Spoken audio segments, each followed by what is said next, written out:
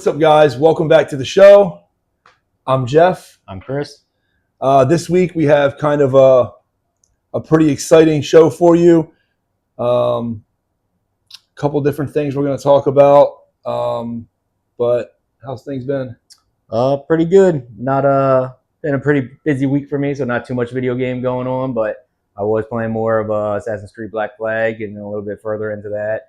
Still, as great as it was last week. So, Yep. Everything's going pretty good with that. How about you?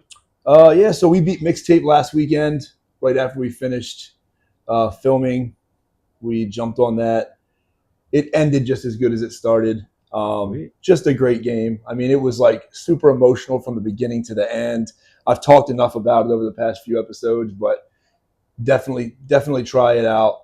It's not super expensive. You don't have to pay $70 for it. Do you have a final rating for us off the top of your head, or? Personally, for me, just for what it was, I mean, I'm not going to rank it head to head with other games I might have given this rating to, but for what it was damn close to a 9. I would say 8.9 or a 9. It's just the way that it's laid out. It's one of those games where you don't have to stress. You don't have to worry about this or that, struggling to get through stuff. You can try things as much as you want. It doesn't discredit you. So, yeah, I think it was probably an 8.9 or a 9. And like I said, just pick it up, give it a try. It's not going to cost you $80, unlike the wallets are going to be hurting soon. Just September alone.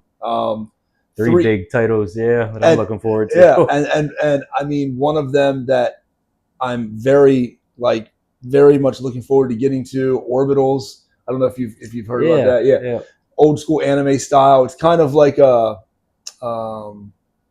Split Fiction or It Takes Two type game where you got to play 2 players. I'm definitely having a wife. That. It's better for you. It's a little bit harder for me to play those games. Yeah, so that the Wolverine, Silent Hill. Yeah. And Control Resonant for anybody who's a Control fan out there. Yeah, September is probably one of the best months for new releases that we've had in a long time. Yeah, and we all know why. Yeah. It's also my birth month, so hopefully my birthday I can. That's why it's for his birthday. I can spend some time on those games as well. Yep. Out of all those games, if you could only have one for your birthday, out of those 4 games coming out that month, which one would you pick? Probably Wolverine. I've seen the recent trailer, and it looks just as good as what we've seen before. It just looks crazy. It looks like exactly what we probably thought that it would look like coming from these developers. Yeah. Picking up where they left off with the Spider-Man stuff. It's just it's for those of you who would always bring up in other videos like, there's no way that Spider-Man doesn't kill people. Look at him fling this guy off of this roof. I don't think you have to worry about whether or not the people are dead in Wolverine. You will know. They did not pull any punches on there. 3 claws to the head and all that blood. I think it's pretty safe to say those people are not making it. So yeah. So just to get into the main topic this week, I kind of put together an idea of what we think collectively is the best console of all time. We're probably going to have differing opinions on things. We're probably going to have to try to sway each other's opinions, talk each other out of things. We are going to start from 95-ish. That's when he was born. He didn't play a whole lot from before then, so we're not going to go into the Super Nintendos, the Segas. To be honest, Dreamcast is kind of within that frame. I don't think we're really going to rank that either. You've never really played it. I didn't think it to be a good console. Some people live and die by it. I bought it. I saved up money, pre-ordered it, got it on release day. I got maybe 2 or 3 games. I wasn't into it. Got rid of it. Within a year, I did not have that console anymore. Yeah. So honorable shout out to the Dreamcast. Yeah. Whenever you brought up this topic for this episode, I knew this was going to be very hard and very challenging, picking the top of the top consoles. Yep. But before we get into that, though, video game shout out for this week. Yep. So I picked one that we've already talked about quite a few times on the podcast, but this was one of the games that I had in mind whenever I wanted to bring up the segments of video game shout outs, and that is Expedition 33. I've said so much about this game already, but if you are an RPG fan, if you want to get into RPGs, if if you grew up on RPGs and you grew out of them a little bit, this definitely revamps that a little bit. It's not traditional turn-based because you're able to dodge and counter during attacks and everything. But Expedition 33 is probably the best 10 out of 10 game that you could want and hope for.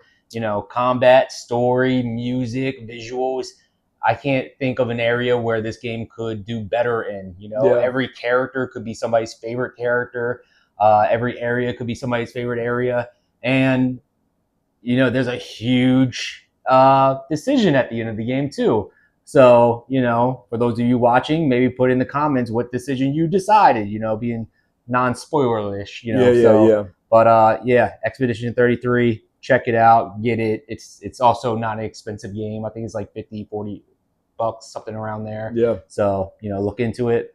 And yeah, that's all I have to say. Yeah. I think with that game, I don't know what I liked better, the music or the story. Outside of Kingdom Hearts, I can't remember a game that has such a good score from the beginning to the end. It's like they have their main songs that are like really, really good, but every fight has different music for different fights, different enemies. Yeah. I think Red Noir's music was a standout. Yeah. I forget the character, Monoko's. Oh, his was one of my favorites. Yeah. It was super cool. Yep. And again, that's one of those games, if somebody's interested, you don't need to wait an hour, 2 hours in to figure out if it's for you. Yeah. You will know within the first 15 to 20 minutes the decisions that they make in this game to do stuff so early on, if this game is going to reel you in or not. If you're not sold within those first 15 or 20 minutes, then it's just not your game. But I think that's really where you would figure out and decide. Yeah, the story is just think like the ending of season 1 of Game of Thrones, that type of impact. They do that within like the first 30 minutes of this game. Yep. Not the same type of thing, but they really get you like, holy shit. It's one of those things that makes you feel like such a decision this big. It makes you think the game's going to be over in 45 minutes. Yeah. But it just gets crazier and crazier the more you uncover, the more you find out. And by the end of the game, you're not even playing the game that you thought you were by the end. Once everything's revealed, once everything's shown, like you are playing a completely different game. And also just to go into the backstory of the company a little bit, this is from a company of creators who got let go from a bigger organization. I won't, name drop anybody, but, them loving video games so much, they came together. It was a small group of people and they said, you know what, we're just going to make the game that we want to make. So this is a game made by fans and, gamers and alike. And, it's just all around just a great game. So, All right. This week, my choice was Super Smash Brothers Brawl. I can't say enough about Smash Brothers. I remember when it first came out for the N64. I went and picked it up. I think it was like $70 way back then. It was something absurd. I went to KB Toy Store, which is also no longer around.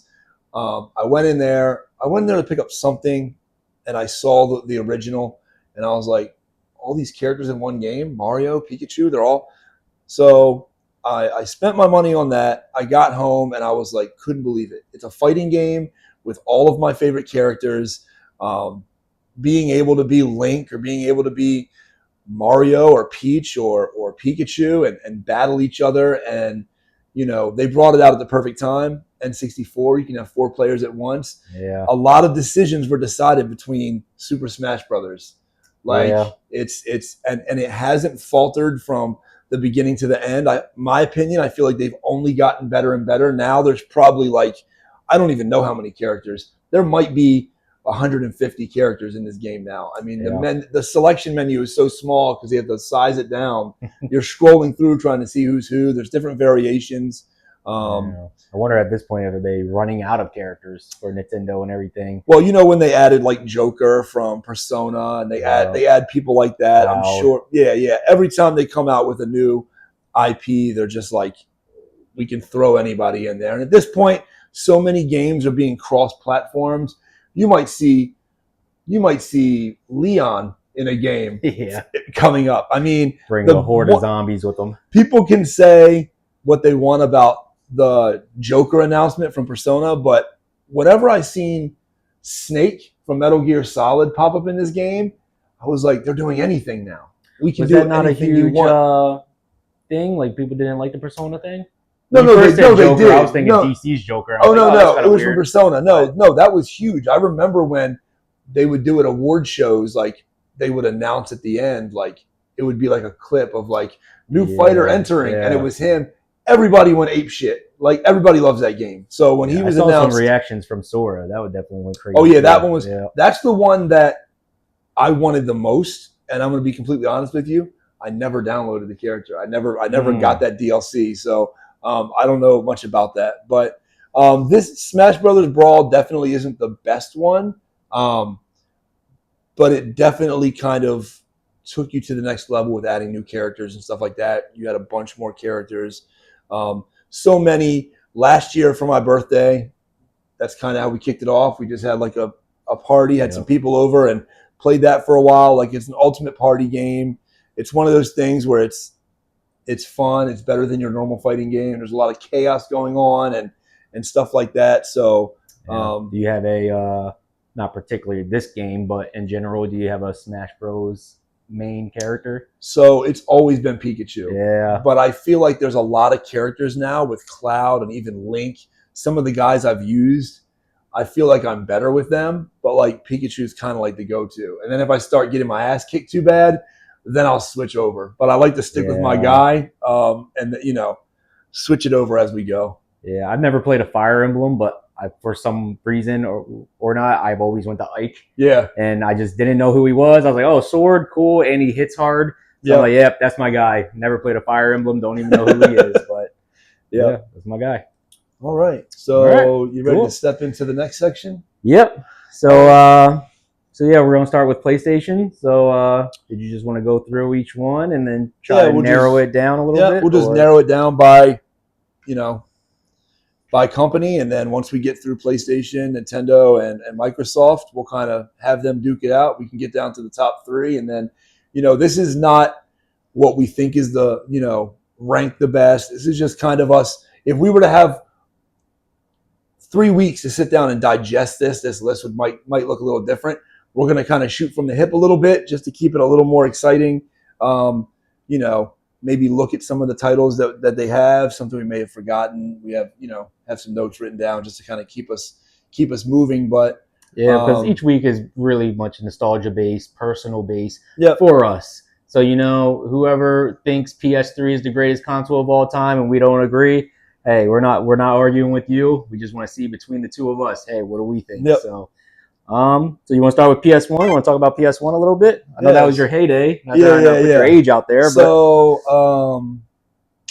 PlayStation 1 is when we got some of the first games of some of the great franchises. We get Metal Gear Solid. Yep. We get Resident Evil. Tomb Raider was always one of my favorites. Yeah. You didn't even say the no greatest. Final Fantasy Well, hold on. Yeah. The greatest game of all time, Final Fantasy VII. I mean, this is an RPG monster. Not to take it off track and be partial about that, but if you're into RPGs, this is where it started. This is where you were picking up your 3 to 4 disc games that you knew was going to take you through the summer. You knew that this had the games that could really like pique your interest, the stories, the RPGs. Just a great console. I'll never forget the day I got mine, and me, like I brought up before with Resident Evil, me and our buddy Dave, this was our console. We were meeting at his house in the morning and playing WCW versus the World, beating people's asses before school. And then we'd talk trash all through school about how we whooped everybody. And then at the end of the day, they'd want to come back over and we're playing more. A rematch, huh? Yeah, we're no memory card. We were like OGs. We didn't have the memory card, so we're beating games with the system still hooked up. No memory cards. Yeah. Just a lot of really good memories. Just to be devil's advocate, because I did not own a PS1. It was a little bit, I was still playing probably with toys and stuff at that point. But I do remember, you would bring home cool cases. If it was, I remember the Xenogears being a cool case, the Final Fantasies obviously being the cool cases and stuff. Yeah. But with older consoles, you do have to realize, graphics back then probably wasn't all that. Yeah. You had the curse of memory cards, so you couldn't save all your games. So not eliminating PS1 right now, I think we're going to go down the line and then kind of see who gets knocked off from there. Yep. I do want to bring up Xenogears since you brought it up. That is an RPG that if anybody hasn't played that and they're into RPGs, you have to play this game. It was groundbreaking. It then led into the Xenosaga stuff or whatever, which was also cool. But Xenogears is also one of those games, thinking about physical media leaving, I've been looking. There's no way you can play this game without having that disc. Yeah. So you can't download it from the PlayStation Shop. I'm sure you could mod something or something like that. But if I want to go play it right now, there's no way for me to download that. So having that in your possession is one of the reasons why, like, it's so important with this stuff going away. Yeah. And, it speaks to the console itself. When I never even owned one of those consoles, I played Final Fantasy VII later on. I think because maybe the PS2 was backwards compatible, maybe, or one of the consoles were, or I downloaded it from the PlayStation Store, so that's kind of how I play the PS1 games. Yeah. But you also have other games that people helm as one of their favorites. Our other brother, David, he would always speak of Legends of the Dragoon. Yep. Constantly, and to this day, I hope that they do a remake so I can experience what he experienced. Yeah. And I see on a lot of people's list, what is it, Chrono Cross as being one of like the best RPGs of all time. So, that's games that I've never played of, but I just heard through the gaming community as being greatest games. And this is from years and years ago. Still like, Chrono Cross is still one of the best RPGs of all time. Right. So, yeah, I mean, I don't have too much to say about PS1. I also had on my list Metal Gear, Final Fantasy VII, Tomb Raider. I remember all those games. I have played majority of these games, not on a PS1, but so I don't have too much to say about PS1. As we go through, if we agree that we feel like something is an automatic elimination, we can do that after we talk about it. I don't think we should do that with this one yet. I want to walk our way through. Yeah. So with that being said, moving on to PS2, just a few games I can knock off. This is kind of where I really got into gaming and stuff, PS2, Xbox 360 era, but you got GTA San Andreas. That was one of those games where I was with my mom at the time going to go buy it, our mom at the time going to go buy it, and cashier was trying to talk her out of letting me buy it because there was so much graphical stuff in there. Yeah. I'm glad I still ended up getting it somehow because that game was one of the most fun. It was kind of like a naughty thing playing that game, being so young. It's like, should I be experiencing all this? Yeah. But it was so fun. It was so cool. I could understand why people loved the Grand Theft Auto series after that. One of the other best Final Fantasies of all time has to be, because they remade it for 3 other consoles, Final Fantasy X. Talk about amazing music, amazing story. And this was the first Final Fantasy with those amazing graphics, The trailers coming out is like, experience this new visually stunning world of Final Fantasy X. And that's exactly what it was, And back then, Kingdom Hearts, for whatever reason, had their stuff together because they didn't release 1, but 2 Kingdom Hearts games on one console. Yeah. Now you have to wait about 3 consoles later to get the next installment. So you had Kingdom Hearts 1, Kingdom Hearts 2, we've already expressed memories that we had with those games going through there. Again, playing devil's advocate, you still had, I think, wired controllers.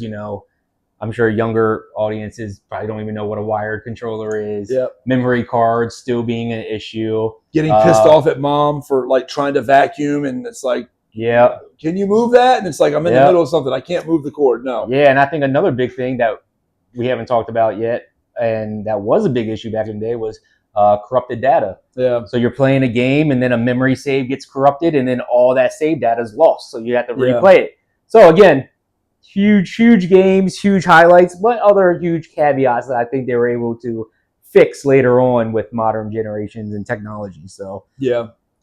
So moving on to PS2 and talking about all the things that came out with there, you did a good job nailing everything. I mean, the God of Wars were on there. Oh, yeah. I think we not only had 2 Kingdom Hearts, I think we may have had 2 Grand Theft Autos on this one as well. Yeah. There were so many good games for this console. So I don't know how you want to move through this, but if you want to, if you think that the console we're talking about, beats the one before it. If you want to do eliminations now, or if you want to wait till the end, because I'm completely fine with keeping PS2 over PS1. I knew it wasn't going to make it. I just have such good memories. I didn't want to put the axe down in the very beginning. Yeah, I think PS2 is just like not venturing too far into other gaming companies yet, but like how the 64 was revolutionary for graphics and taking a huge step forward for Nintendo. I feel like that was PS2 for Sony.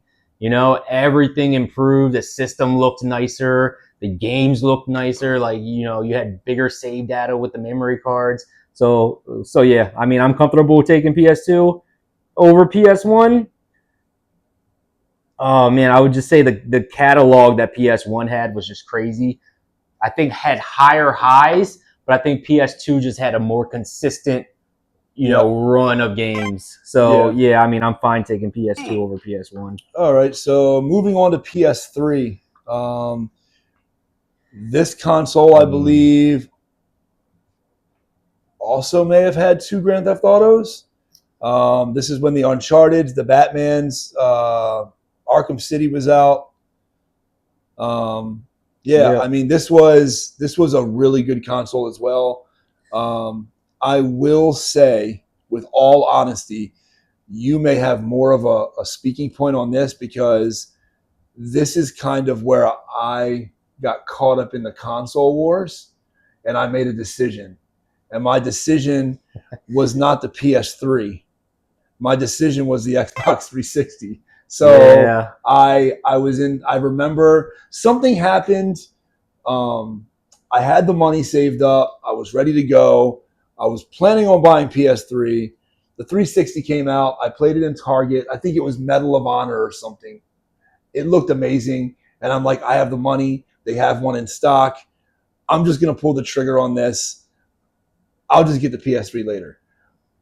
PS3 didn't really happen later. It happened much, much later. So by the time that happened, I had missed a lot. It was hard getting caught up. So the PS3 was one of those things where I'm familiar, but it didn't really like shock me in the way that it did most people. I wasn't on board as much of that as I was. Yeah, and I mean, that's where you made your biggest mistake, because the PS3 is the greatest Sony console of all time.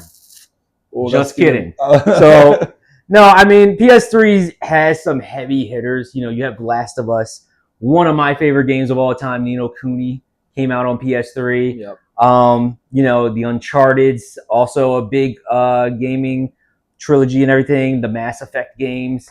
But yeah, I mean, I would think, if I'm being totally honest, out of all the Sony systems from 1 to 5, in my mindset, I do feel like number 3 is probably at the bottom towards that. Like, yeah, I agree. I don't have as much fond memories. I was also on the 360 bandwagon, so a lot more time got spent with 360. And I think just a caveat of that is because we played a lot more shooters on the 360, and then we would always resort back to the PlayStation 3 for like RPG type games. But around that time, there wasn't too many great like Final Fantasies coming out and other turn-based RPGs. So, but story-driven games, I was kind of late to the Uncharted series. I know it's goated for some people, especially Uncharted 2. Is some people's like, oh man, that game was the best of all time. GTA 5 came out, which was huge. But also, some of these games also came out on multiple consoles as well. Mm-hmm. So it's kind of hard being like only exclusives, but they do have one of the biggest exclusives, which is Last of Us, which people still adore to this day. Yep. But again, in hindsight, we had a remake which looks even better with the same story. Yep. So yeah, I mean, I don't have no problem saying PS3 kind of falls to PS2 here. I would agree. Okay. No, again, if you guys disagree in comments, let us know. There will be arguments at some point. Yeah. It's not right now.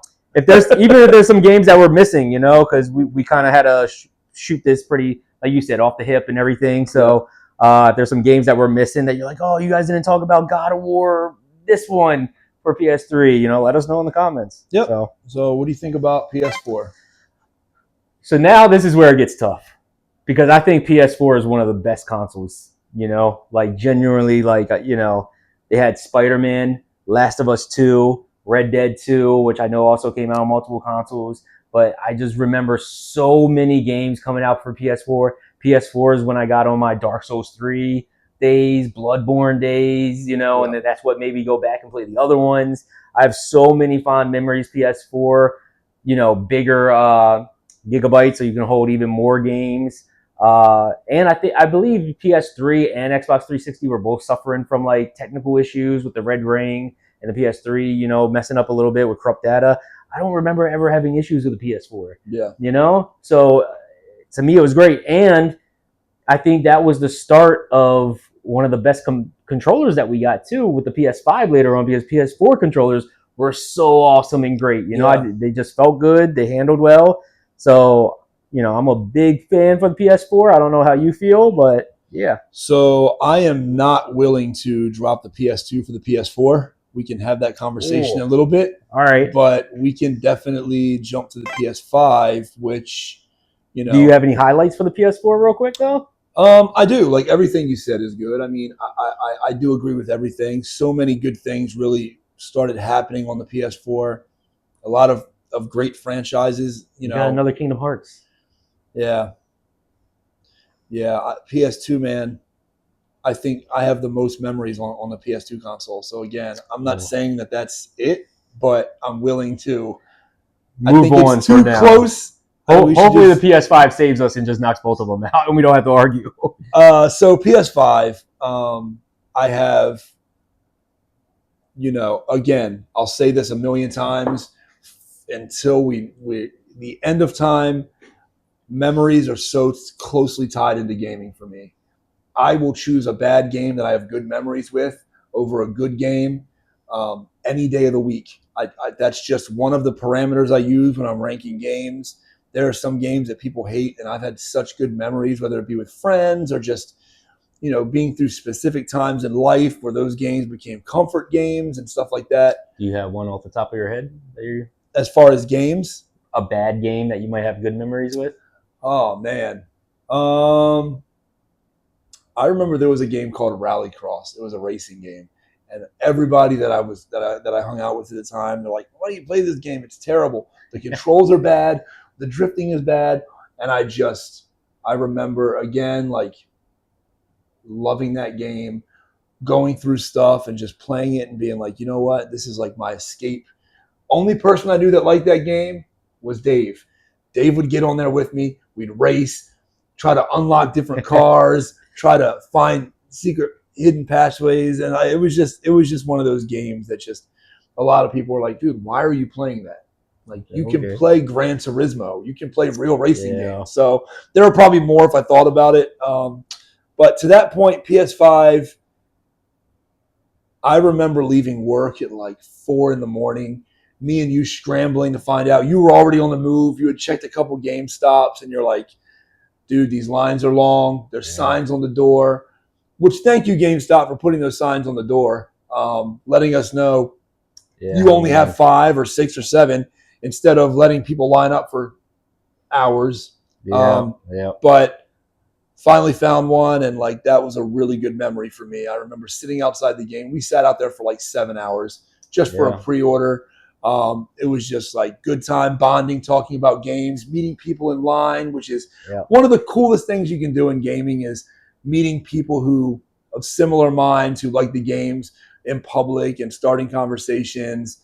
You're all there for the same thing. You're all amped. You're talking about past PlayStation memories and stuff like that.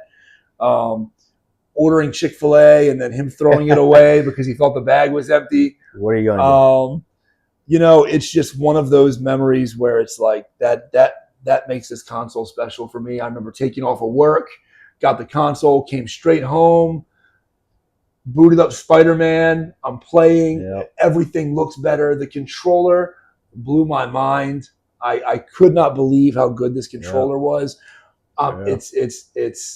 It's insane. The games, I mean, there's games on this that are hailed as the best game for this console. I haven't even played yet. Astrobot, I've never played that. There's a lot of games that, I buckled mine in on the ride home. Yeah, I still got pictures of me doing the same thing. It's the Spider-Mans were there. Yeah, and I think another big thing was load times. Oh, were like nothing for this console in this generation. If you've played the old Spider-Mans, you'll swing into a new zone. It's not even a load screen. You'll swing into a new area and it's loading. This, it's seamless. Yeah. Just the look of having a new console. When this one came out, I'm like, you know what?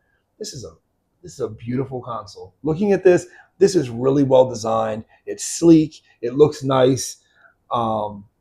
It's amazing. The games for this, I could go on and on about. I mean, Ghost of Yotei is one that I will never. That's one of the games that for years to come, every now and then, I will probably every few years put that in and play through it again.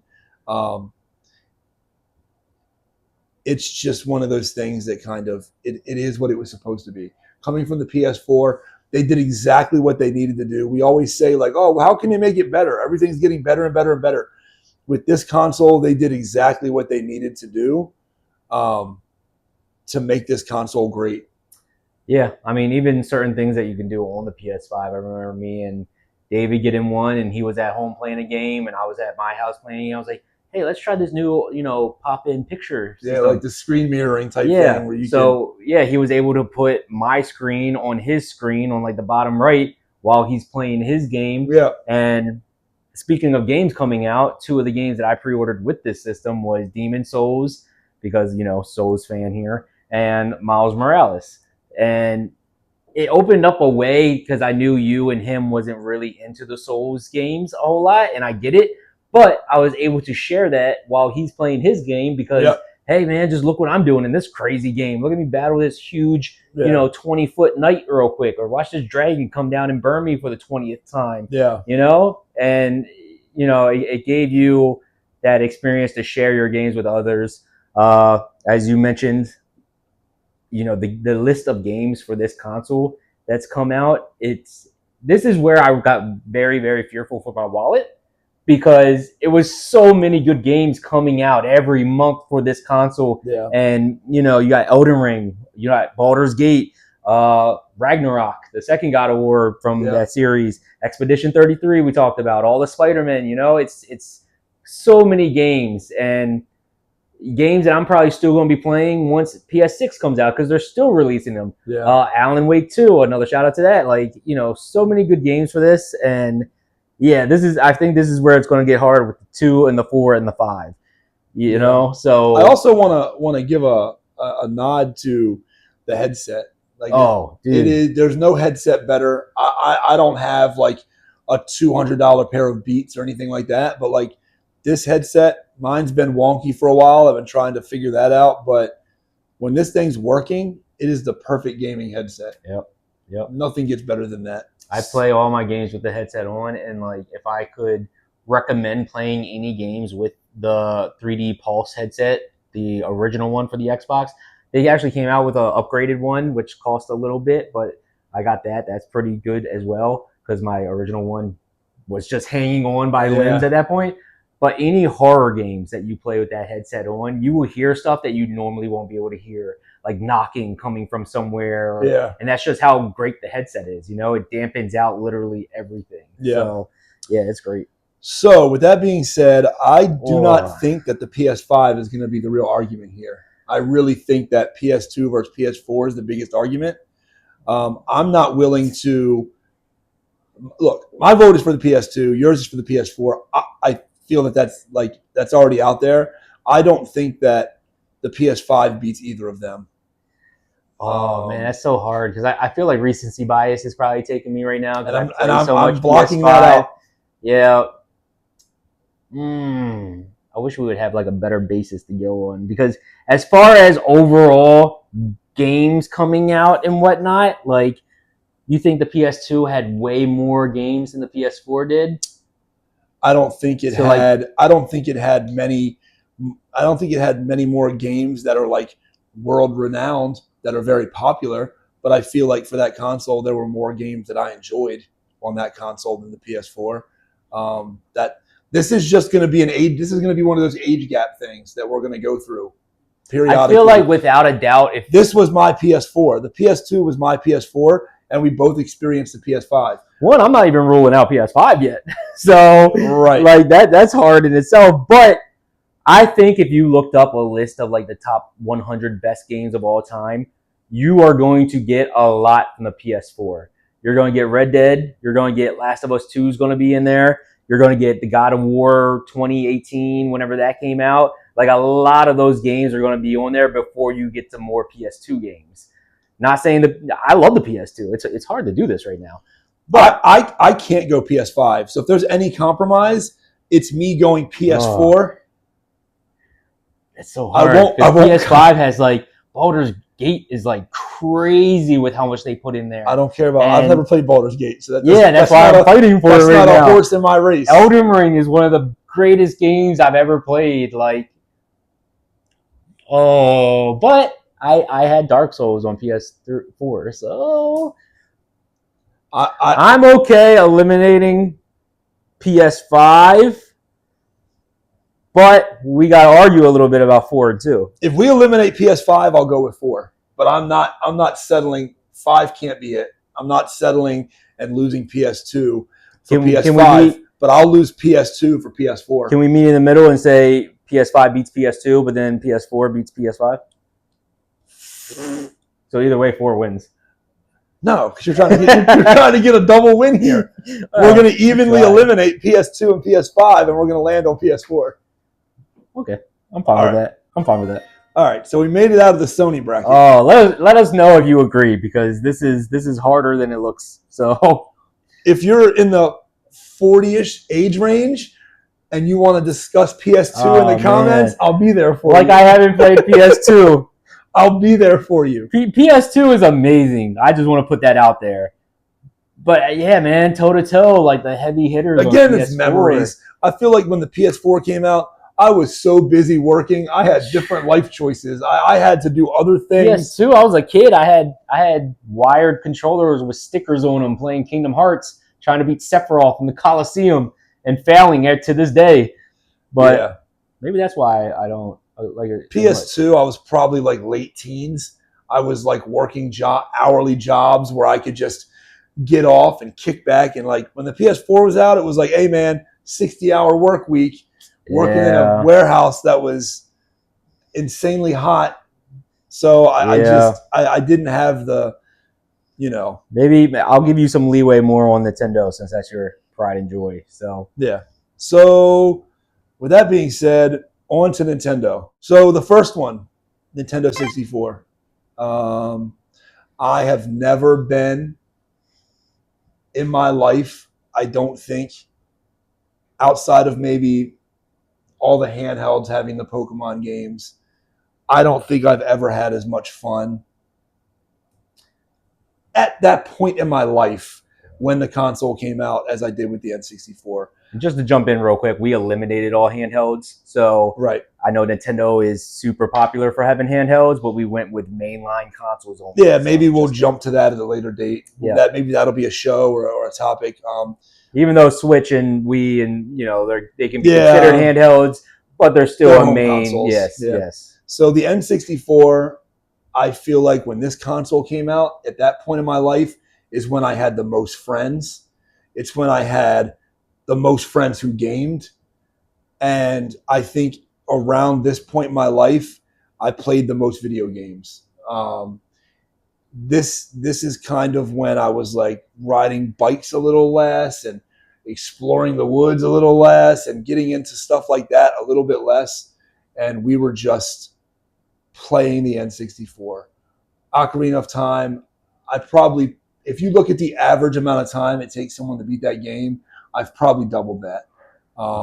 Super Mario 64, that's where I kind of became like, that prepared me for platinuming games. Is that game where what paintings can I jump in? Did I miss anything? Yes, I'm following the storyline, but there's so much more. I don't have all the stars. Where am I missing stars? I need the 120 or whatever it is. And, I couldn't pull my phone out and look for it. So I'm in there like going from wall to wall, floor to ceiling, trying to find this out, figure out what I'm missing. GoldenEye, the amount of fun that I've had playing GoldenEye with my friends. My friend Brian, he's kind of the one that I played most of the N64 stuff with. dude, his mom, I'd stay at his house. We'd fall asleep playing this console. His mom would make breakfast in the morning. We'd eat breakfast and play it all day and do the same thing over again. Wave Race, even games that I wouldn't normally play, like a jet ski game, like Wave Race, the first Smash Brothers. Even this is where they kind of took a brave move with Conkers, and it's like, this is the family-friendly console. Nintendo doesn't do anything. Yeah. They pushed a gate down with that one. Explain the South Park games then. Oh yeah, the South Park games followed. Yeah, they this is the first time that we really got the ability to hook 4 controllers into a console without having to buy a multi-tap or anything like that. Like, this really set things up really well for gamers. I mean, anybody could just bring their controller over. You didn't have to have 4 controllers. Hey, do you want to play GoldenEye? Yeah, I'll bring my controller. Everybody just bring their controllers over, hook it up. We're playing on the fly. N64 was like, again, one of the greatest times in gaming for me. I spent more time in Blockbuster when the N64 came out than I ever did before. The memories tied to this console, I could write a book about. It's that important to me. But yeah, you can go ahead and give your feedback. Yeah, I mean, I was a bit younger, but this is the first system that I've ever owned, thanks to you. You moving out and giving me my first ever actual system. And again, I believe I talked about it before, but leaving me Conker's Bad Fur Day was probably not a good decision to leave I think 7 or 8 year old. But I'm not complaining now. But yeah, as you said, Ocarina of Time is probably the greatest game of all time. I know you said Final Fantasy VII. You can have your debate for anyone, but like Ocarina of Time is just, you get that sense of adventure, that originality with games and stuff. And Ocarina is definitely that. They made a huge leap forward with Super Mario 64. Had Paper Mario on there. You brought up a bunch of games, and when the 360 and all that came out, and you got the Red Ring of Death. You didn't really know what to do. 64, a game's not working. You just do a little and the worked every time. Yep, and you snap it in there. So you kind of felt like you were a repairman as well with this console. So one huge caveat I would say about this is I don't know what was up with those controllers back then, because I didn't know if I was holding it like this or holding it like that. Yeah. I knew my thumb had to be over here because that's where all the buttons were, but that was definitely one pain looking back now. Yeah. It was cool how you wrapped up the cord though. You could make an X, or you just made one little, and then you judge people depending on how they wrapped up the controllers. But I don't have too much to say about N64. I'll kind of use your best judgment if that overtakes another one or not, because I was still super young and I didn't play it too much. But it's a great console. Now you want to talk about leaps and bounds. I think just like how PS1 went to PS2 and you could clearly see the difference, I think N64 going to GameCube, you could see a world of difference. GameCube I have a lot of fond memories with the GameCube. Its design is crazy. I think it has one of the best emblems, the cube inside of the cube and everything. It had the best startup sound. Yeah, and also that logo, if you look at it, it's a G it's kind of a G and a C for GameCube. So the outside part's the G and then the C is in the middle. Yeah, it's crazy. And the games for that alone also, like Twilight Princess, Smash Melee, Resident Evil 4. You know how many games copies Resident Evil 4 now? If you ever see a game where it's the over-shoulder look with a person with a gun, guess who did it first? Resident Evil 4 on the GameCube. And I would say, you can argue with me, I think they still had one of the best controllers with the Wavebird. I think the Wavebird was one of the first ones without a wire. That worked. Yeah, that worked. It was great. Also, a lot of buttons. You had a little yellow one that, whatever that does. For maybe 3 games. Yep. But, your thoughts on the GameCube? Yeah, the GameCube is when I did a lot of venturing out into different types of games. I remember Eternal Darkness was a huge game. It was the first time I was like, this is kind of creepy. Like, running around here doing this, like, on Nintendo. Luigi's Mansion. Oh, man. Huge. Mario Sunshine, which I will say, a few of fellow YouTubers, I know I watch a lot of Co-op 64, and Mario Sunshine is not a favorite over there. as well as a few other channels I watch. I enjoyed the game at the time. If I went back to play it now, I'd probably have a bad time. But that was a very good console. Yeah. There were a lot of Pikmin. good games. Yeah, Pikmin. It was definitely very good. Now again, you do suffer from memory cards, which Yeah. it's just one of the things which isn't too Moving bad. to discs is what Yeah. kind of, and I will also say, of all the cartridges and discs, this is my favorite. A little small Yeah. circle. Making it that small and still putting all that game on there, Yeah. it really made me wonder, like, why isn't everybody doing this? It takes less material to make.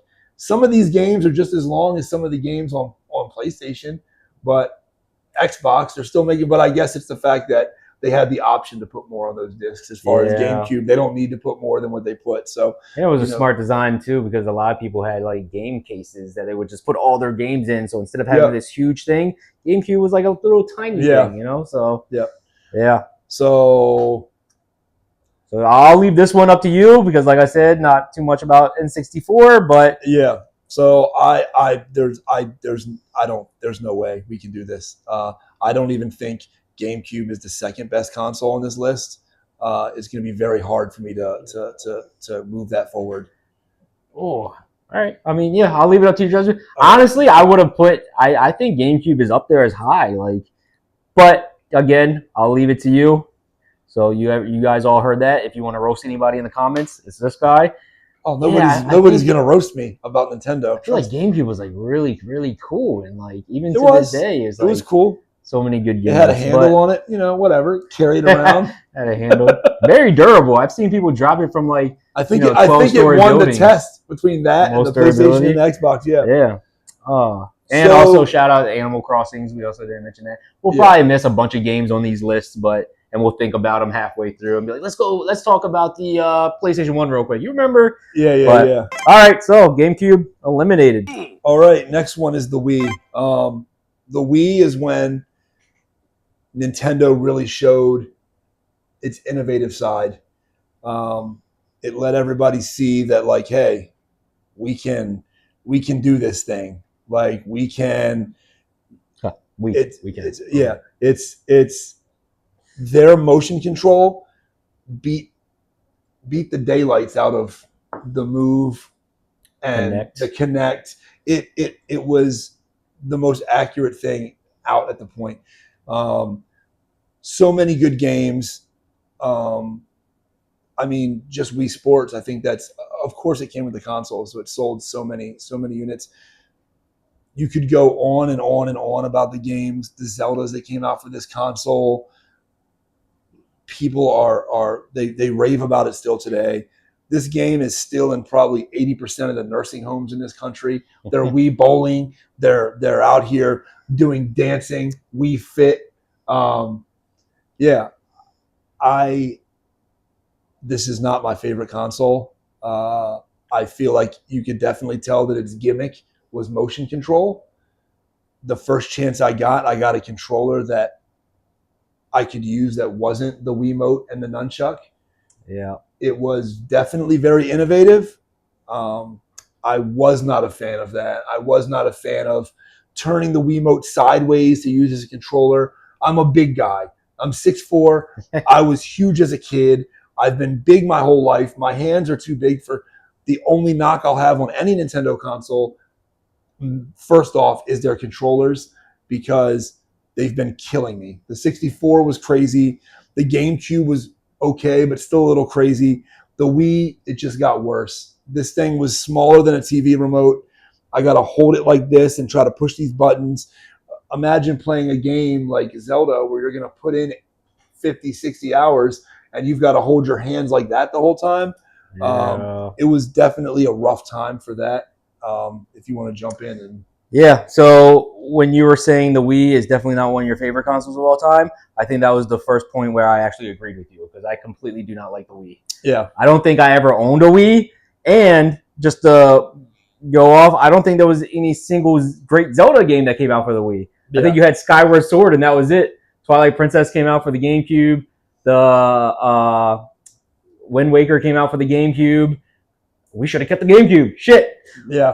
But yeah, I don't know, man. I don't see the hype in the Wii. I liked Wii Sports. I thought Wii Sports was great, but hated the controls. I hated how it looked. Like, yeah, I wasn't big on the. I wasn't even a big kid when I was younger, but like, I wasn't big on like get up and move around, you know, like. Yeah. There was very little for me on this one. I got some games listed, Wii Sports being one of them. Wii Bowling, I love the Wii Bowling, Wii Tennis. Super Mario Galaxy, I never played. It looks cool, very cool. I want to play it, but haven't. Super Mario Bros.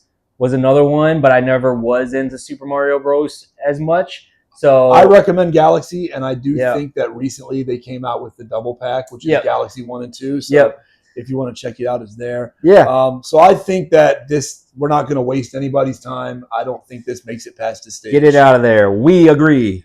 All right, next up, if you want to take a stab at this. Yeah, I mean, surprisingly, going from Wii to Wii U, I love the Wii U. I love that big little tablet that you got. One of the greatest games of all time came out for Wii U, Breath of the Wild. Like, you had Mario Kart 8, which was our Mario Kart for the longest time until this new one came out. And I would still probably say the Mario Kart 8 might be better than the new one also. Like Mario Kart 8 is the best Mario Kart. Yep, and then if my opinion matters. Yeah, like, you know, and Super Mario 3D World, I never played, but I would always hear people like, dude, it's amazing. It's fun. It's great. Very, very fun. So, like, yeah, I thought they did a complete 180 from the Wii to the Wii U for me with this. Like, especially the tablet. I loved, like, if I had to go to the bathroom, hey, the tablet's coming with me. I'm going to the bathroom. Yeah. The stylus that popped out of the back. And, like, I just remember playing Breath of the Wild for so long. I think that might be the reason why I bought a Wii U. Yeah. And it was great in my opinion. Besides that, I don't have really too much to say on it. I think the Wiis are kind of on the bottom level of my, tier list when it comes to Nintendo consoles. But if you have other memories fond of it, please. Yeah, so I think that the bright spot for the Wii U is seeing something new like a tablet. You know, you're seeing Nintendo try new things, and for what it was, it worked. The absolute bright spot is Breath of the Wild. I'm pretty sure. I believe that came like very late. Yeah. Because I honestly think that it might have released close enough to when the Switch came out. I think it released pretty close. It was definitely at like the end of the cycle. Yeah. So I think that the Wii U definitely is a step in the right direction. It was probably the blueprint for the Switch with the tablet. Right. You know? I'm going to be honest with you as a Nintendo fan. I'm going to speak to some stuff that we're not ranking because how old it is. I think the only thing that the Wii U beats out is the Wii and the NES. This is my third favorite console out of all the Nintendo consoles. It just didn't do enough. After I've been a Nintendo guy since I was a kid, since I was 5 years old. I felt disrespected that they followed the Wii up with the Wii U. I really kind of felt like, what are they doing here? They're starting to let me down.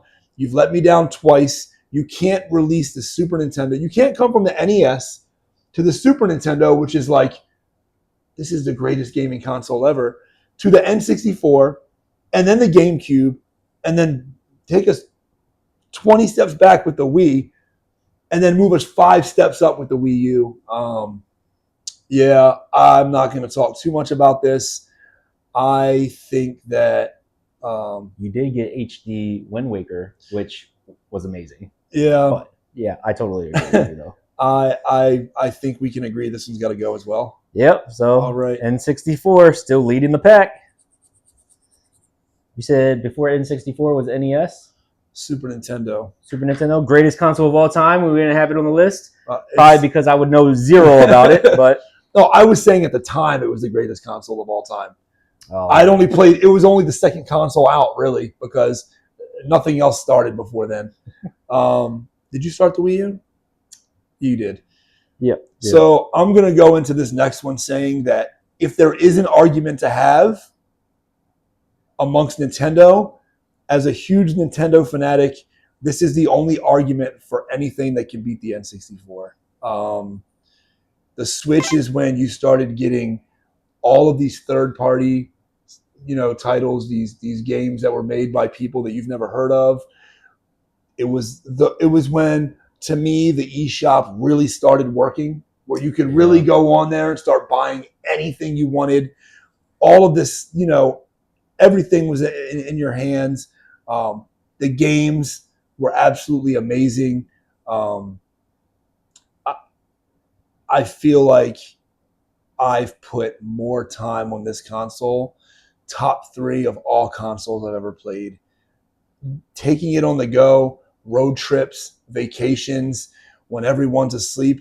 Right now, currently playing the Switch 2, when I had the Switch 1, family vacations, it's what I do. I work overnights. I'm awake all night. So when we're on vacation, everybody goes to sleep. This is what I'm doing. I'm up playing the Switch. These hotels, I can only watch so many episodes of Cops before I get bored. And I think Nintendo really had like consumers like you in mind, especially in like Japan and stuff, where it's like people are always on the go. Like, our focus, we're stepping away from the console wars and we're doing our own thing once again because we're Nintendo and that's what we're known for, doing our own thing. Like, this is probably, the holy grail of on-the-go consoles. I know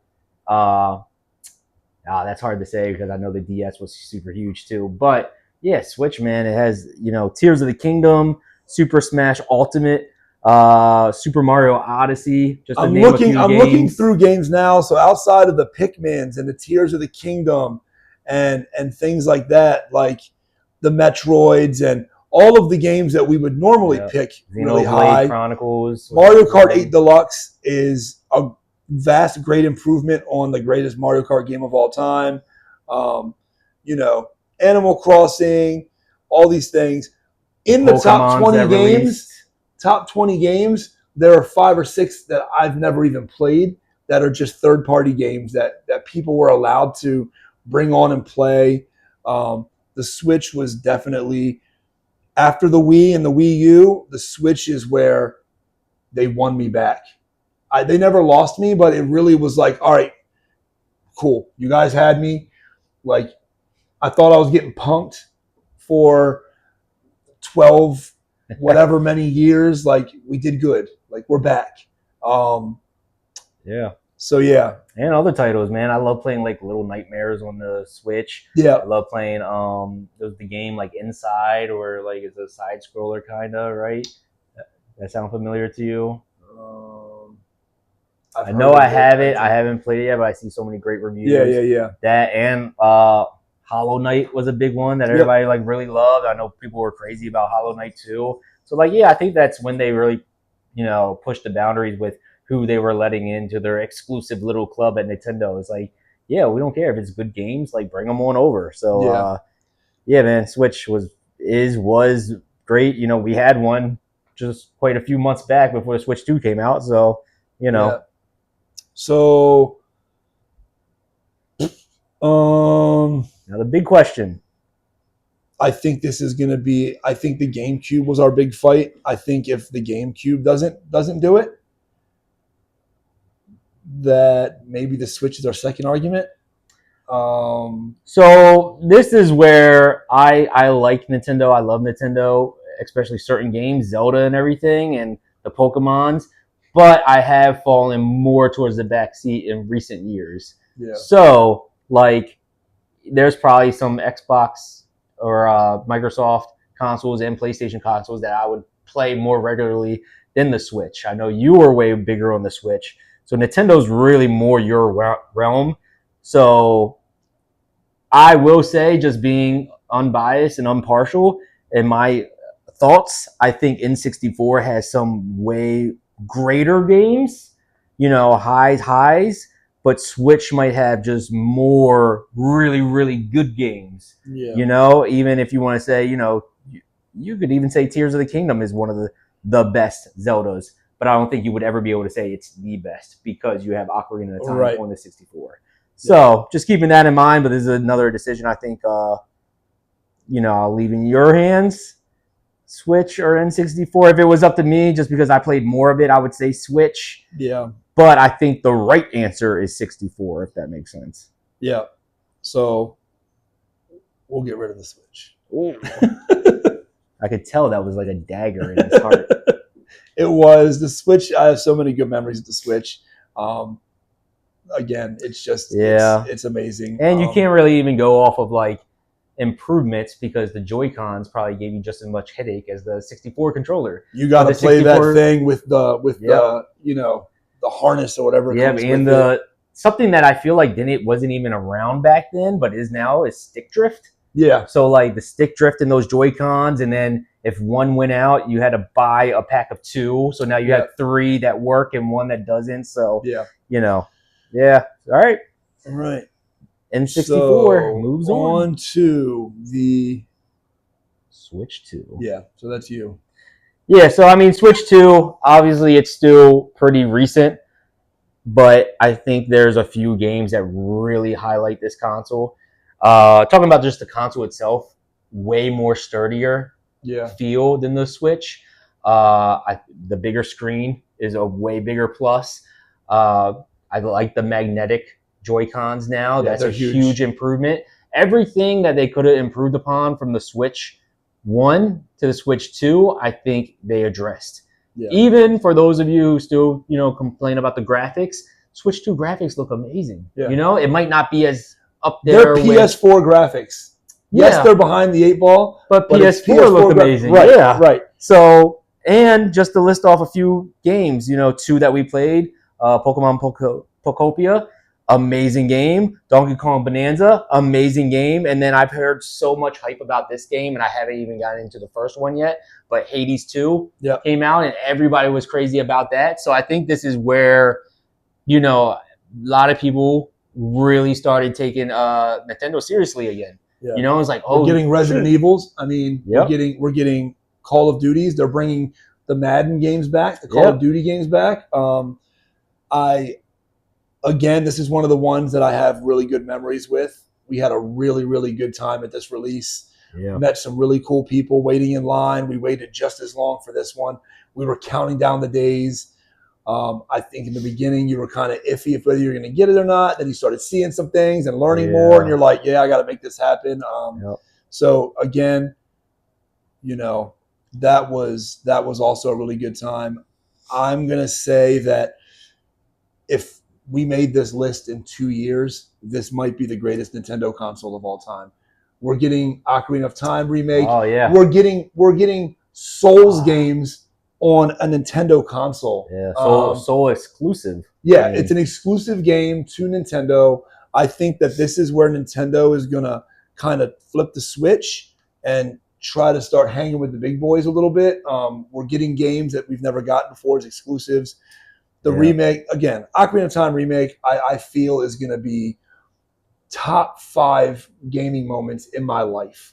And a huge safety thing for us gamers is this is a fairly new console. It's the newest out of the 3 big giants. Yeah. And, I mean, we have cartridges. So there would be no reason why they would get rid of cartridges. So, we still got a whole generation of still having this at our disposal. Yeah.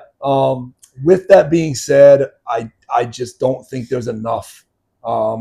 Like I said, if we were basing it off of the first year, it would be a little closer. But it's just, I feel like if we were 2 years in the future, I think Switch 2 would completely destroy this Nintendo list. But based on what we have and what we have to decide on, I just don't feel right putting it over N64. Yeah. I know I'm gonna have to compromise on this in the next rounds.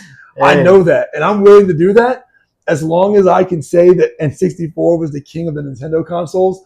I'm happy, and I'm gonna be more easy to compromise going forward. So, I'm fine with that. And like I said, I think my biggest argument probably would have been GameCube, but you are the Nintendo guy, and even though I love Nintendo as well, I have so many other Nintendo games, but I think all the other ones were probably, I knew none of the Wiis were going to make it.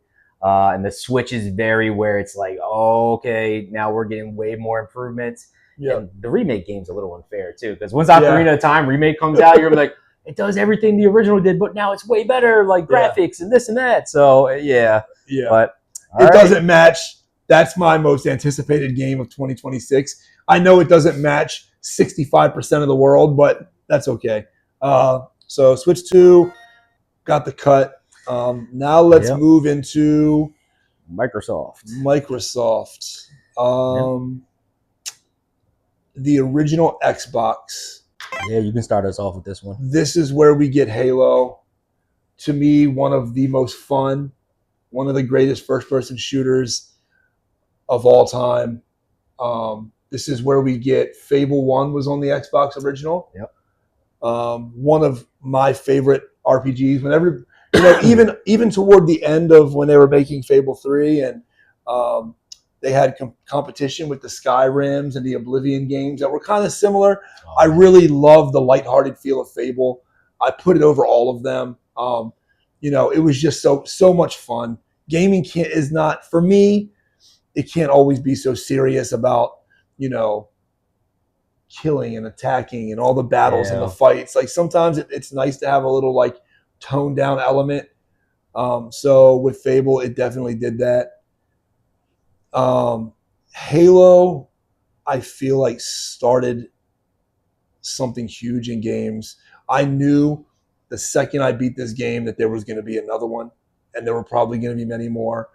I wasn't wrong. We're about to experience this game amplified by probably 10 in a couple weeks. Even Halo 2 came out for Xbox. Right. So, I just think that this was a really good way for Microsoft to start off this, enter the race, if you will. That thing weighed about 93 pounds.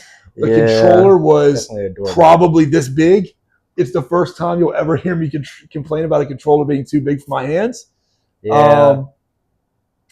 And that's funny because being younger for me, like I couldn't even comprehend another company coming in to make a gaming console. I'm like, no, this isn't Nintendo or Sony. Right. Like I was like, what's Microsoft? What is that? Yeah, this is computers. Why are they jumping in the mix? Yeah. But yeah, like you said, like the Halos, the Fable, the Gears of War, even like if nobody played Psychonauts was an incredible game. Like I remember the lineup for this game being incredible, and then you were even getting incredible sequels for the same console like Halo 2. So I mean this console was incredible. I loved the startup sound. If GameCube was like one of my favorites, this is also one of my favorites. Like just the matter or whatever it was. It was my text tone for years back before I put my phone on silent forever. That was it. Every time I'd get the text, and you'd be somewhere and people would hear the text go off like Xbox. Like it was definitely an iconic sound. Yeah, and I think even though the design was big, I liked it, and even the controllers I liked it. I remember that weird plastic being over the Xbox symbol on the controller. I was like, oh, this feels a little like rubbery kind of. Yep. I was like, oh, but it feels cool and good, and it was a good controller for like a shooting games like you were playing with Halo. And it's amazing how big Halo got too, because if I were to explain that game story to you, like military people end up on a ring, there's this religious alien group coming after them. It's like, whoa, what kind of game is that? There's a flood that's like a fungus that comes after them, kind of looks like a fungus. It just, but oh man, Xbox, I'm glad we don't have to put it up against anybody at the moment. But yeah, so many fond memories, such a good console. Again, Xbox 360, huge step up. This, I think, was probably my favorite time in video gaming, was the Xbox 360. I've already said it numerous times of when, my mom told me for Christmas, they're going to be on the game, or you said we're going to be on the game, and she got it for me for Christmas and left it up to me if I wanted it early. And I said, heck yes. Like the Modern Warfare 4s, the Assassin's Creeds that I played on there, Halo 3, the Gears sequels, the BioShocks that came out. So many good games I remember on this console. Again, a big caveat to this one is the red ring was a pain, and to this day I don't get it, because I used to clean my console a lot and you would just leave it in the worst condition. You never suffered with the red ring, but I got it like 3 times. So I don't know the explanation for that, but yeah, man, Xbox 360. Yeah, so with Xbox 360, this is when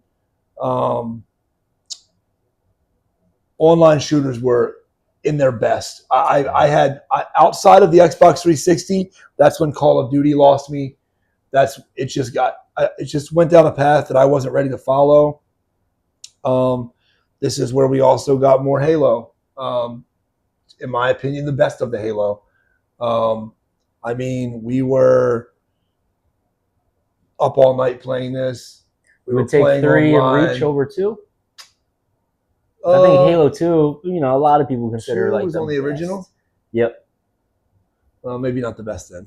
Okay. 2 was the best, but 3 was great. We got more Fables on this console. Not to bring up those 2 again. Modern Warfare, the original, is, I will argue with people that say Black Ops 2 or people that say whatever, based on fun, based on memories, based on what it was, the best Call of Duty in my opinion. The hours we spent on that, playing with Carl, who we would just watch him. I remember one time he just wanted to, I think he wanted to impress us with I found a new hiding spot online. Come find us out. Come just out. I remember he got scammed one time. Oh man. People online, dude, he was kind of new to games, and he was just like, hey, we got these new glitches, these new hiding spots we can show you. And he ended up giving some information away and got hacked behind it. And, oh man. It was, it is one of those moments in gaming where you just look back and you're like, man, take me back there. Yeah. Take me back to Xbox 360. This is the first time that I thought PlayStation had a real juggernaut that was threatening it. This is the point in time where we could even consider PlayStation, Xbox in a console war. Yeah. It was just that moment where you're like, these guys taking over. What's happening right now?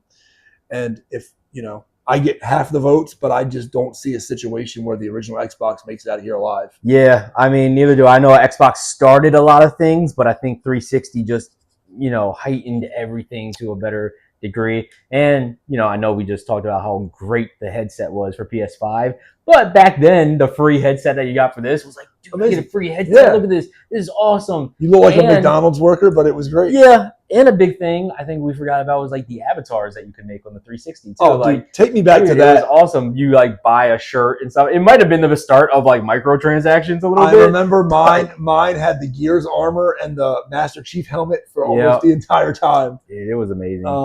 And the controllers was just way improved upon too. Man. Yeah, that was. I mean, I will say PlayStation will never lose the controller battle because what do you mean AA batteries? What are you talking about? Yeah. You know how many times I got yelled at for stuff missing, batteries missing? You're not even watching TV. I got to get on with the guys in game. I need these batteries. Yeah. But yeah. That's it. 360 takes it. Xbox One. This is one of those things where I don't think graphically and things like that, this console was superior.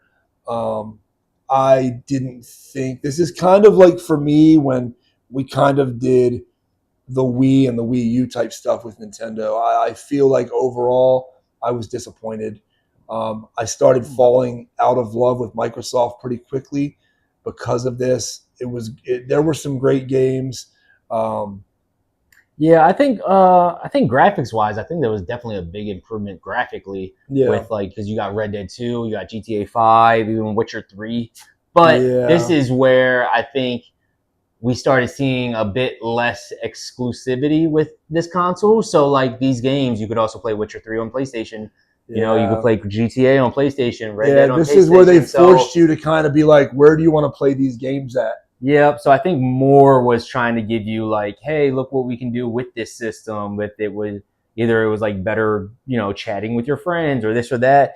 But yeah, I mean, as far as selling me on more, I don't think it really did that at all. It was a better looking console, but and there was better games that might have come out for it, more renowned and higher credit scores, like Witcher 3 and Red Dead is at the top of people's lists. But like you said, nostalgia goes a long way for us. And those, I would take Modern Warfare 4 over anything really because of the memories that we had playing those. Yep. So yeah, I think we're kind of in agreement, right?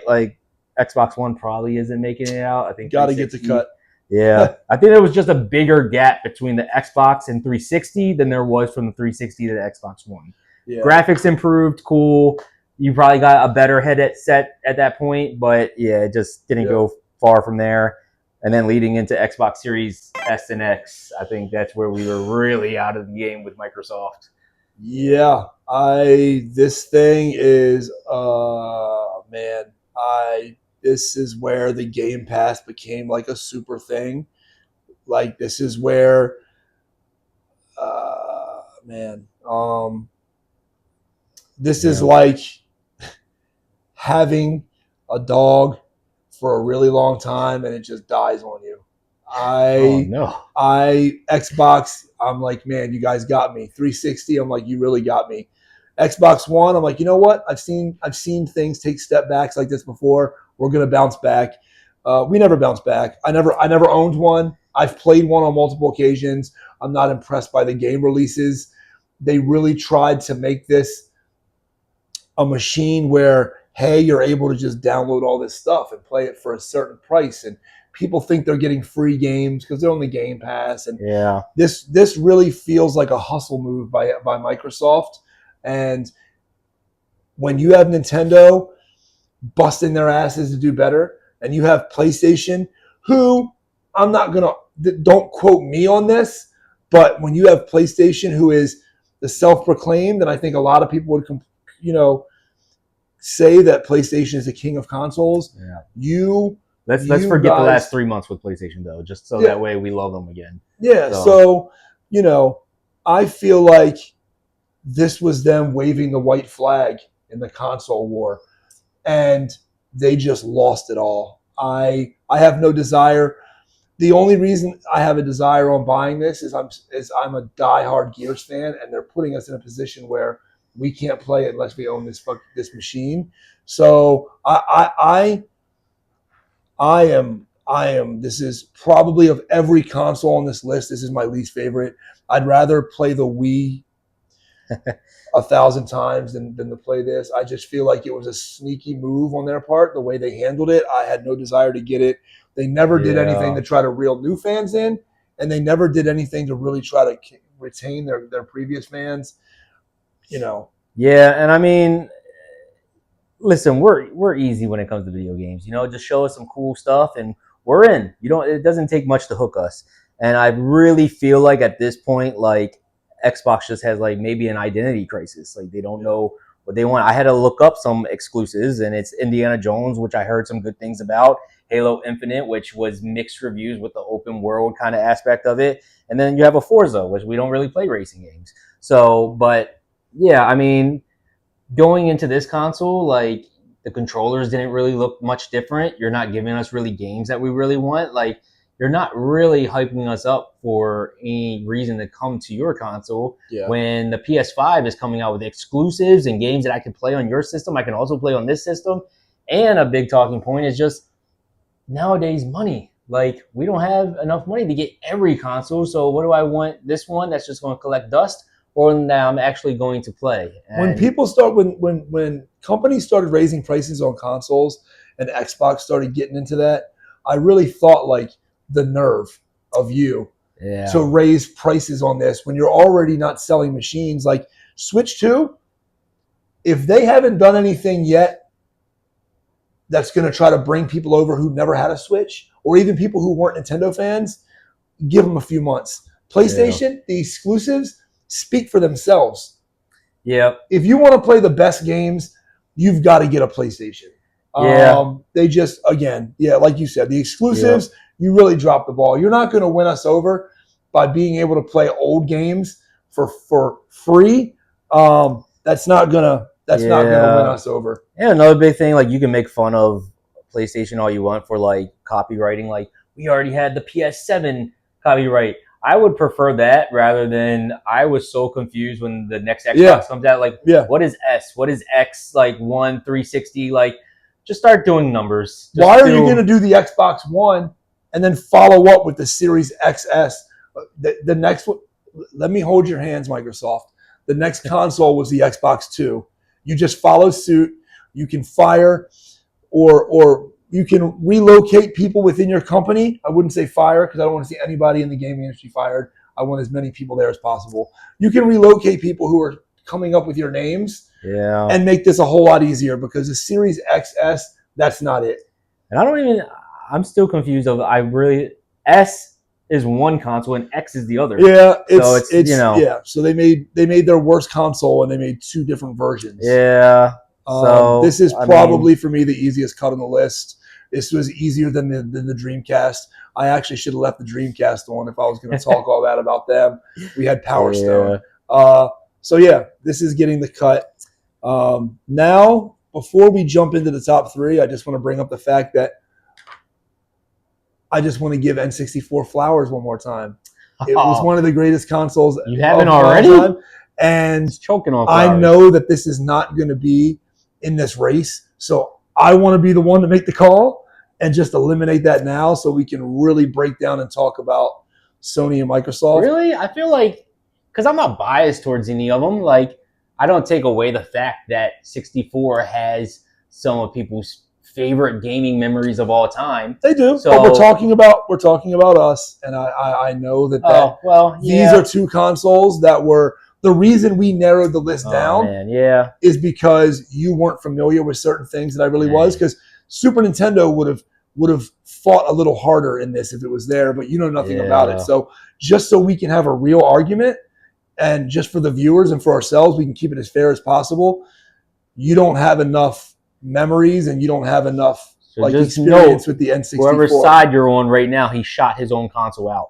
So I was willing to keep the 64. Hey, but it's one of those things where, like, when you put a pet down, you want to be in the room. I want to be the one that's there. I want to make sure that it goes out gracefully. It's going to be on the raft. It's going to get the Viking funeral here. I've given it all the flowers I can. Unfortunately, it's definitely not going to make it into the top 2. So N64. I'm not going to cry on camera. I'm not going to do that if you're waiting for it. I'll wait till later. But yeah, I think it's down to the 2 juggernaut consoles of our lifetime.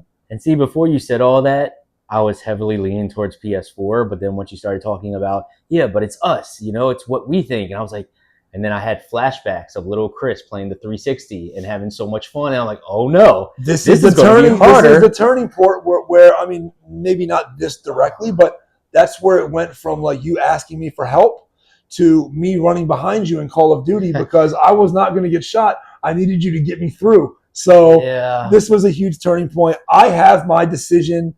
So 360, correct me if I'm wrong, but like 360 brought us achievements too, right? That was the first one? Yeah. Well, and PS3.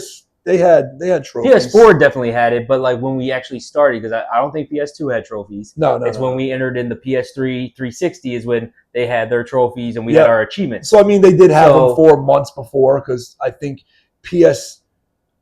I can't tell you off the top of my head which one came out first. Xbox came out first because that's why I bought it because I had the money saved up, like I said earlier. So it brought us achievements. Yeah.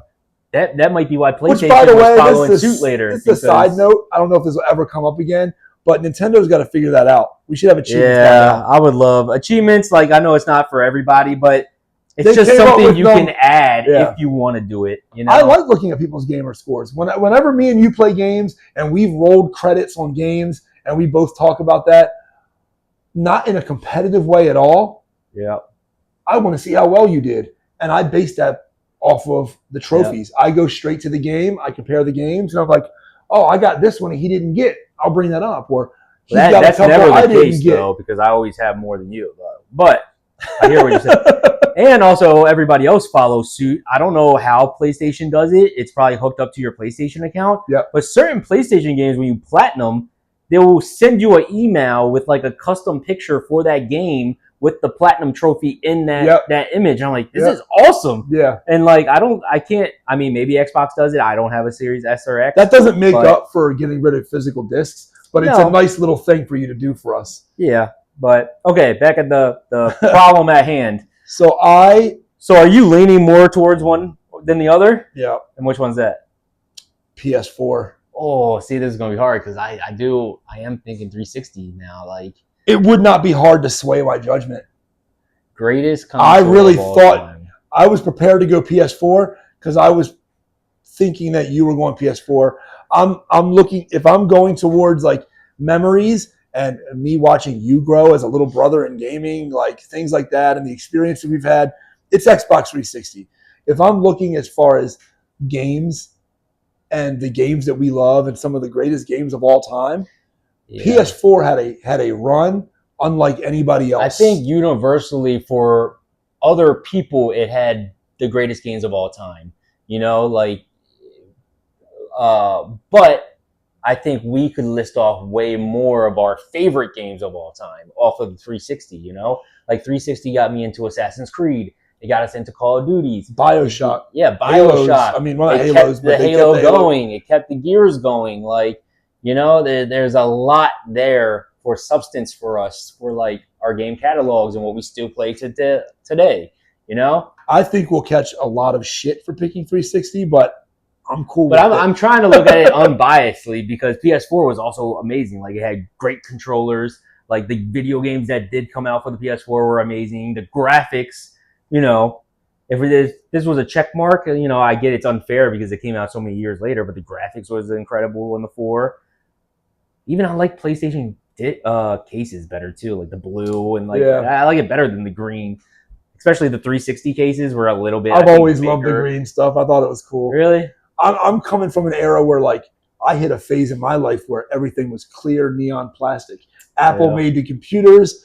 Everything was that way. The Game Boys were clear plastic, stuff like that. Like, that was always cool to me, the bright colors. But also, not to take another shot at anything from Microsoft, but Xbox One, what were you thinking when you like swapped the disc to the other side? Also, like, well, what are we doing here? Like, it wasn't broken. Stop trying to fix stuff that's not broken. All right, so I'm gonna do something that's rather bold here. I am.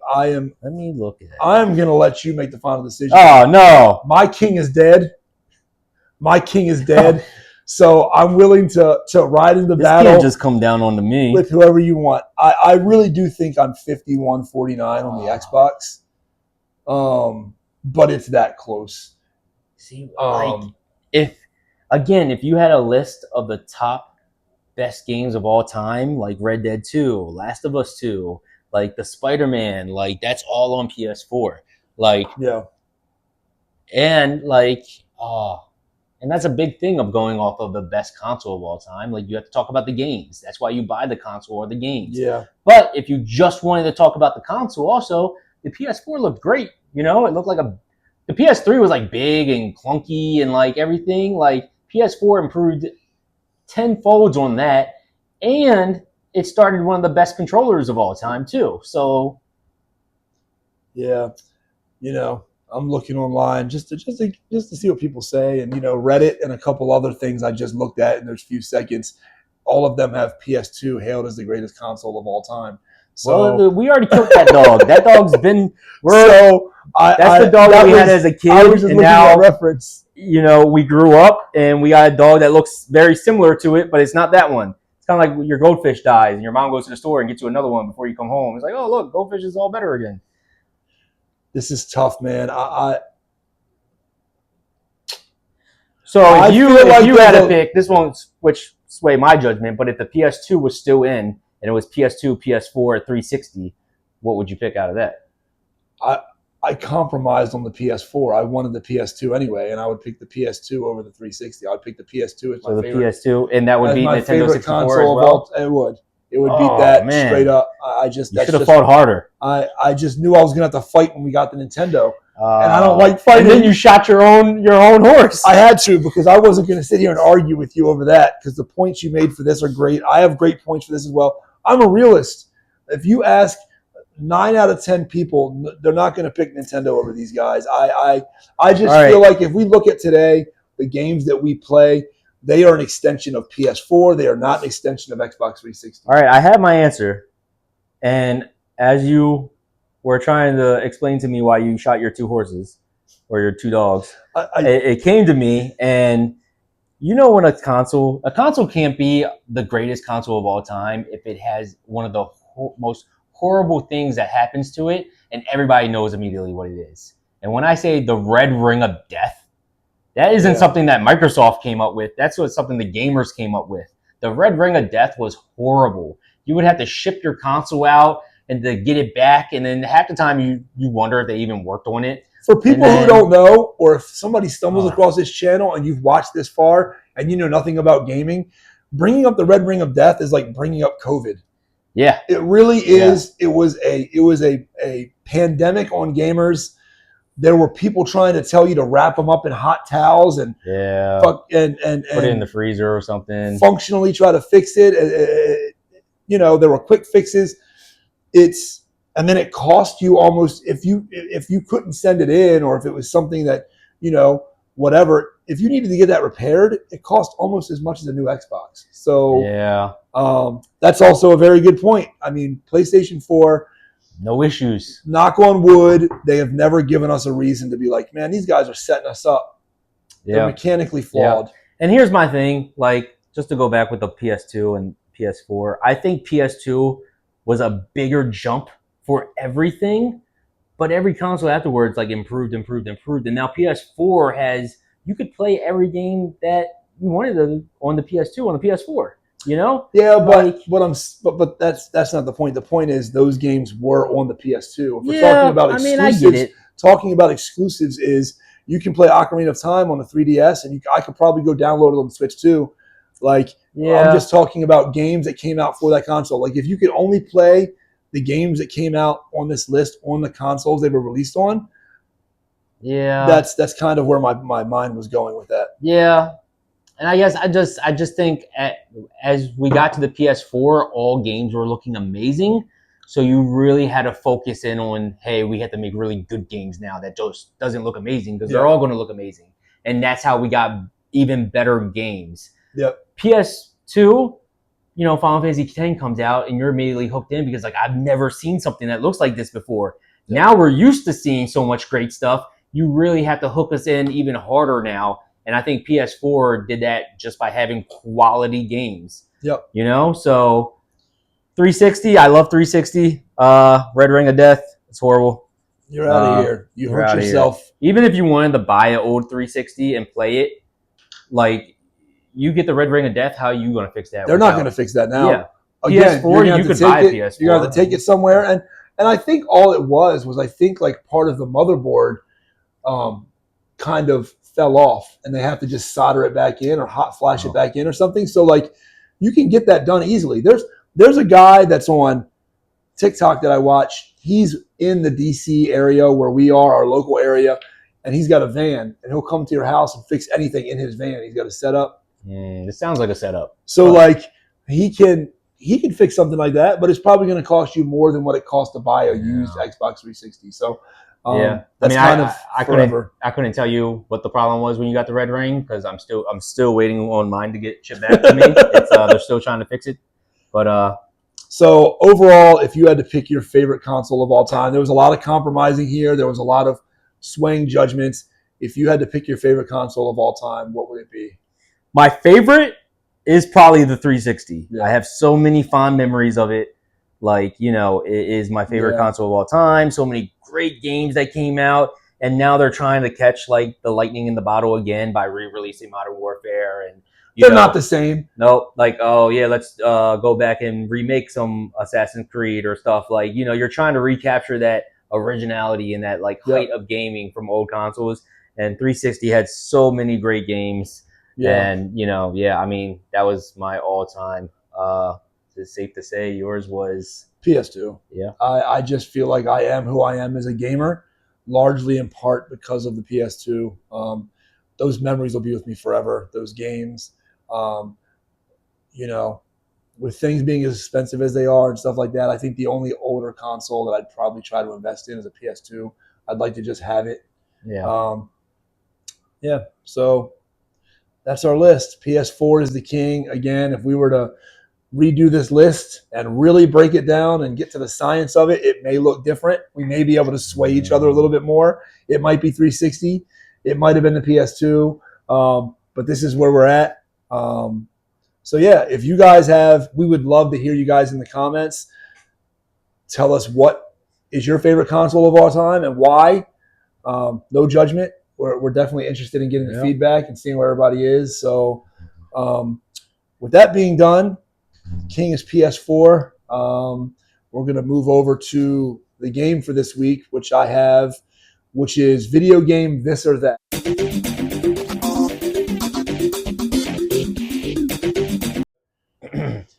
I kind of forgot about the game of the week, so I'm Yeah. completely off guard with this. So, all right. All right, so yeah, this is video game this or that. I'm going to start off with 2 games. Out of those 2 games, you're going to tell me which game you're taking. The other one disappears from the world forever.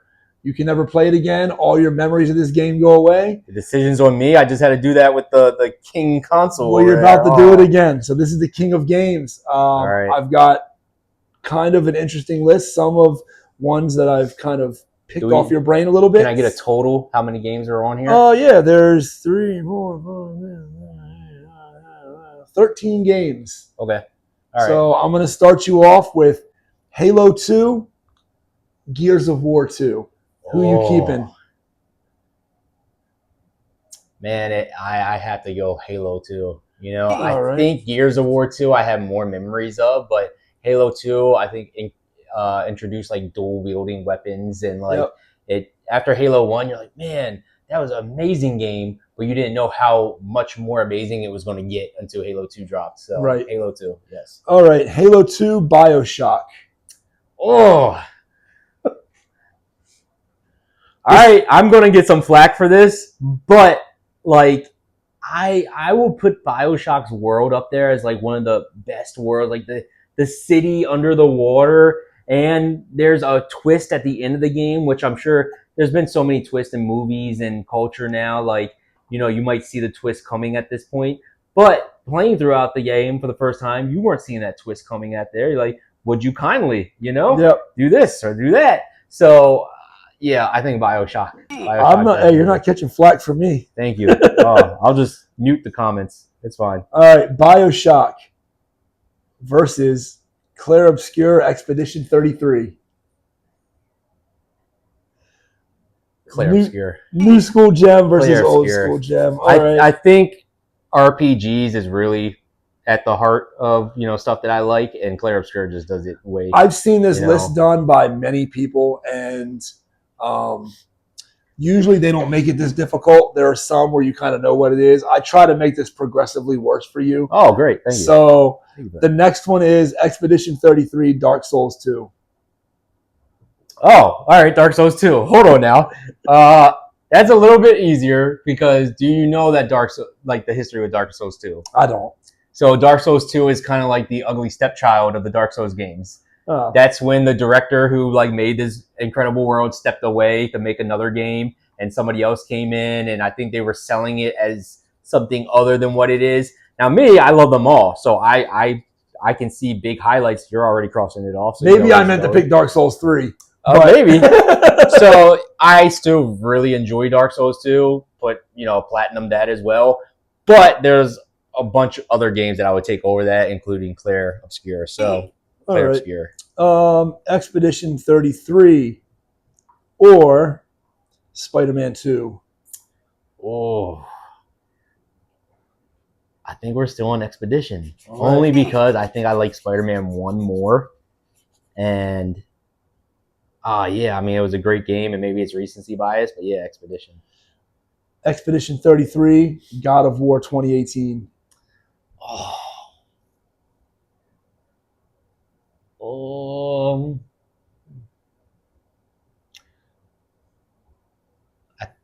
I'm sticking with Expedition. Expedition 33, Final Fantasy 7.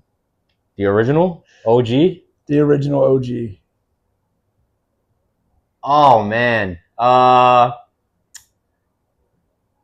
Yeah, you know what? I think Final Fantasy VII is like one of the games that can actually rival like story for story, music for music, like ending for ending, if you want, you know. Like I think maybe Expedition has a little bit more shock value in their ending, but you could also say what they reveal and what you realize about Cloud is a big shock value too. Yep. So I think this one might be preference. So, and I'm going with Final Final Fantasy 7. So All right. yeah. Sorry, Expedition. So I'm really going to set you up here and go Final Fantasy 7, Final Fantasy 9. Oh, is this the last one? It is not the last one. Okay. We have 6 more. We have 5 more. Okay, so for everybody out there, just so you're aware, I think 7 is the better game, but I like 9 more. I like the characters more. I like Zidane more. That's what it's about. Yep, and yeah, I'm not saying it's better in the franchise, but to me, it's more favorite. It doesn't even feel right crossing this off. Sorry, man. All right.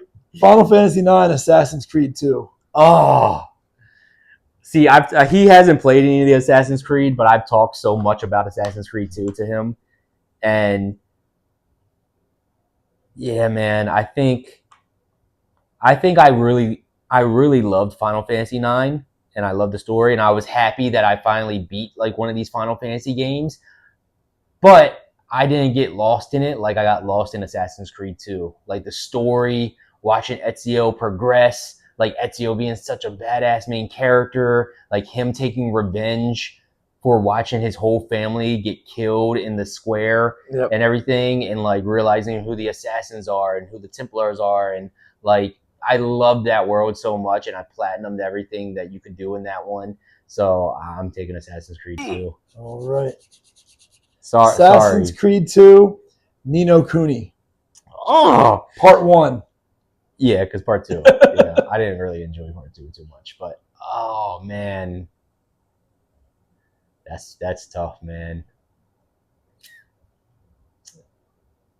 I'm taking Ni no Kuni. Woo! I did not see that coming.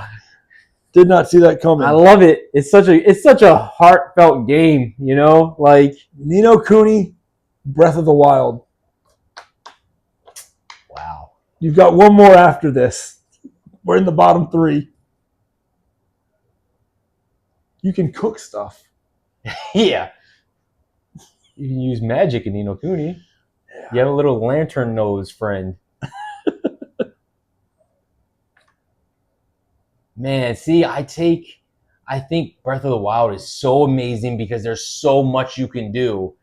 But, like, your progression through that is a little bit like, you know, for open world story games, it's a little bit harder because you're not going straight from point A to point B, and it's not like a build-up of emotion and stuff like that. Ni no Kuni kind of had open area elements, so you would have to stop and train your familiars that you would catch, but as they grow, they kind of evolve, kind of like Pokemon. Right. So you're like kind of working towards some stuff. Yeah, I'm sorry, I'm taking Ni no Kuni. I'm sorry. Breath of the Wild, one of the greatest games of all time, but it's just personal preference. All right, down to the last one. I didn't think these would be the last 2 games. So it's an easy pick.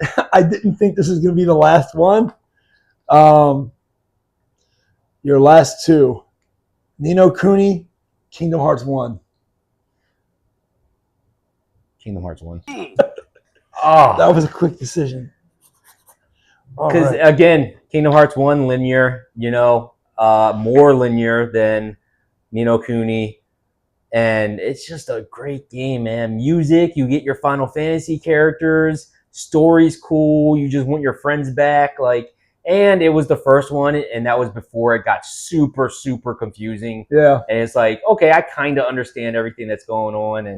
And again, that's one of those ones where it's like any level could be somebody else's like favorite level. Like, yeah, it did get Tarzan. super confusing. No, I love Alice in Wonderland. Oh no, this one was the best. You know, with that confusion, have you ever watched a TV show or read something in a book, and you're like, all right, I got to go back and rewatch that or reread that page because I'm confused?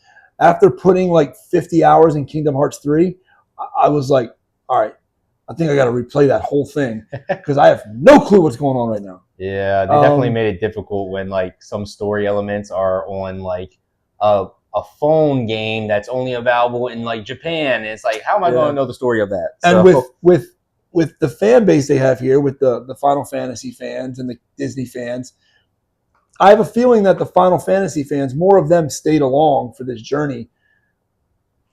Whereas the Disney fans are kind of like, this is not our zone. You have taken us somewhere we did not expect to go. This is crazy. Our enemy was Captain Hook, and now we've got 13 guys running around in cloaks, running people down. not my thing. Yep.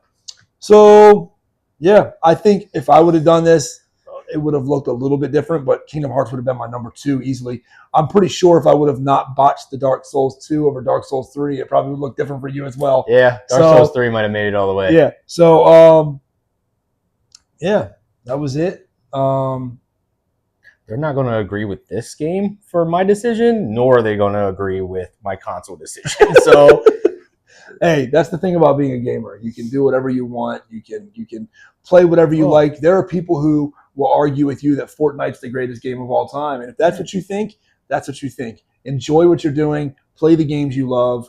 Don't let decisions like getting rid of physical discs or things like that, or games going up in price, don't let that ruin your love of gaming. There are many options out there. We've said it 100 times, and we're going to continue stressing that gaming started for me 40 years ago. So like there's that much time that you can go back into a backlog and play these consoles. These consoles are available in your area. If you want to buy a PlayStation 2, if you want to buy an Xbox One, there are places near you somewhere that you can buy those things. You can get them and you can enjoy them the way we did and stuff as a like gamer, you always have a reset button. Yeah, you can do whatever you want. You you can start over. Just game the way you game. Don't let any of these decisions affect you. But yeah, hopefully you agree with some of our decisions and we didn't disappoint you all the way. But don't forget to like, comment, subscribe. Thanks for everything, and we'll catch you guys on the next one. See you guys.